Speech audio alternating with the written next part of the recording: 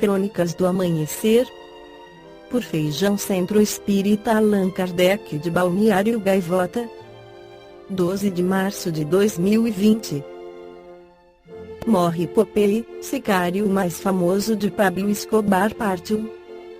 Morreu na quinta-feira 6/2, aos 57 anos de idade, João Jairo Velásquez, ex-chefe dos sicários do narcotraficante colombiano Pablo Escobar 1949-1993. Mais conhecido como Popeye, ele lutava contra um câncer no esôfago e estava internado em um hospital de Bogotá desde 31 de dezembro de 2019. Após ter cumprido pena de 23 anos de cadeia, o sicário de Escobar foi libertado em 2014, mas acabou voltando para a prisão após a descoberta de seu papel na liderança de uma quadrilha que extorquia e perseguia militantes políticos. O próprio Popeye admitiu ter matado diretamente pelo menos 300 pessoas e ter participado, como chefe dos sicários do cartel de Medellín, de 3.000 assassinatos entre o fim dos anos 1980 e o início da década de 1990. Pablo Escobar era um assassino, um terrorista, um narcotraficante, um sequestrador e um chantagista, mas era meu amigo, disse Popeye certa vez. A maioria das pessoas não tem uma ideia exata do que acontece com o espírito após a morte. Allan Kardec no Livro dos Espíritos nos esclarece sobre o destino dos espíritos 149. Em que se transforma a alma no instante da morte? Volta a ser espírito, ou seja, retorna ao mundo dos espíritos que ela havia deixado temporariamente. 150. A alma conserva sua individualidade após a morte? Sim, não a perde jamais. O que seria ela se não a conservasse? 150. Como a alma constata a sua individualidade, se não tem mais o corpo material? Tem um fluido que lhe é próprio, que tira da atmosfera do seu planeta e que representa a aparência da sua última encarnação, seu perispírito. 150b. A alma não leva nada deste mundo. Nada mais que a lembrança e o desejo de ir para um mundo melhor. Essa lembrança é cheia de doçura ou de amargor, segundo o emprego que tenha dado à vida. Quanto mais pura para ela for, mais compreenderá a futilidade daquilo que deixou na terra. O espírito Joana de Ângeles, pela psicografia de Divaldo Pereira Franco no livro Cleiro de Bênçãos, faz uma excelente reflexão sobre depois da morte. Não se consumiram, com a dissolução dos tecidos, aqueles que consideras mortos. Transitaram da circunstância carnal para o estado básico de espíritos que são, donde oportunamente vieram à Terra, a fim de se revestirem com a tecedura material.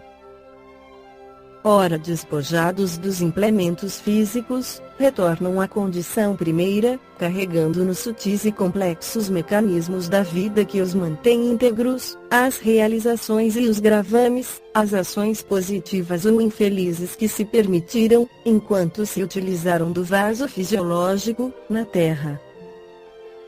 Mergulharam no acervo somático conduzindo propósitos superiores, quais alunos ingressando em abençoada escola, com vistas ao futuro promissor.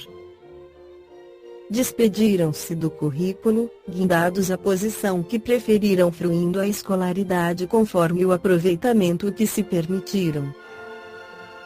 Desapareceram da vida objetiva, sem dúvida, mas vivem em outra dimensão vibratória e examinam através de outras percepções a oportunidade que tiveram e os valores de que se fazem detentores inalienáveis. Os desatentos que se deixaram colher na distração lamentam dolorosamente o tesouro do ensejo perdido.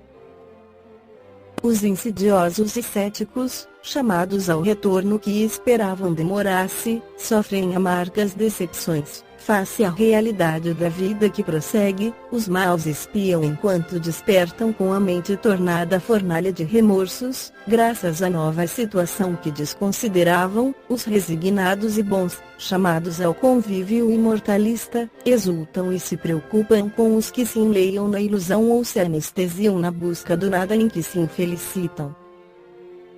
Não desesperes, se a saudade te martiriza, ante a ausência deles. Estão ausentes só em corpo físico. Pensando neles, envolve-os na prece lucilante e benéfica. Estejam como estejam, receberão os teus pensamentos e deles retirarão precioso conteúdo que os reconfortará valiosamente. Assim, recorda-os com ternura e amor, desejando ser-lhes útil. Conjeturando em torno das suas vidas, traze à tela mental o que fizeram de bom, as suas horas ditosas, as evocações dos momentos felizes, que captarão de forma salutar.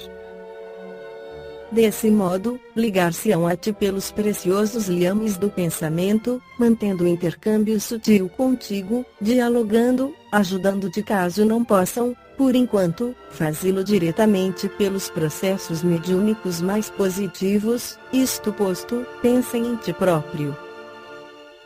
Cada instante da experiência física mais te aproxima da realidade espiritual. Reflexiona como te encontras, o que já fizeste, o que possuis para conduzir, porquanto, também desencarnarás, apesar da saúde que ora desfrutas ou da situação em que laboras otimista. Diante dos que partiram na direção da morte, assume o compromisso de preparar-te para o reencontro com eles na vida abundante, e não adies realizações superiores, que te serão valiosas. Sabendo os vivos, enxuga o pranto que a dor pungente da grande transição propicia, considerando que, além da sepultura aparentemente misteriosa, a vida és tua, e, depois do umbral de cinza e pó em que o corpo se converte, brilha a madrugada da imortalidade que nos domina e felicita. Esta foi a crônica do amanhecer de 12 de março de 2020. Por Feijão Centro Espírita Allan Kardec de Balneário Gaivota. Que a paz esteja com todos.